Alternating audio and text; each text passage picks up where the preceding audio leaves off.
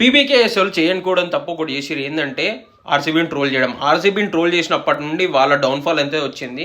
Last 6 matches ఎప్పుడైతే ఆ 49/1 tweet PBKS admin పెట్టిండో అప్పటి నుండి 6 మ్యాచ్లు కంటిన్యూస్గా ఓడిపోతుంది. ఒక్క మ్యాచ్ కూడా గెలవలేదు PBKS. And out of the league కూడా అయ్యేటట్టు ఉంది. నెక్స్ట్ మ్యాచ్ ఓడిపోతే పక్కా అవుట్ ఆఫ్ ద లీగ్.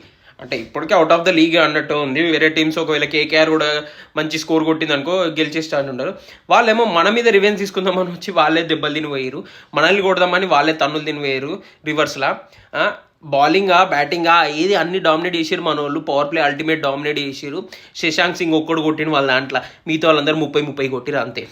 మన దాంట్లో బ్యాటింగ్లో విరాట్ భాయ్ కొట్టిండు, దేవదత్ పడికల్ కొట్టిండు, అండ్ మన వెంకటేష్ అయ్యర్ కొట్టిండు. అందరూ 6లో అల్టిమేట్ కొట్టిరు. జబర్దస్త్ కొట్టిండు. లాస్ట్లో ఫినిష్ బై టీమ్ డేవిడ్ కూడా అల్టిమేట్ ఉండే.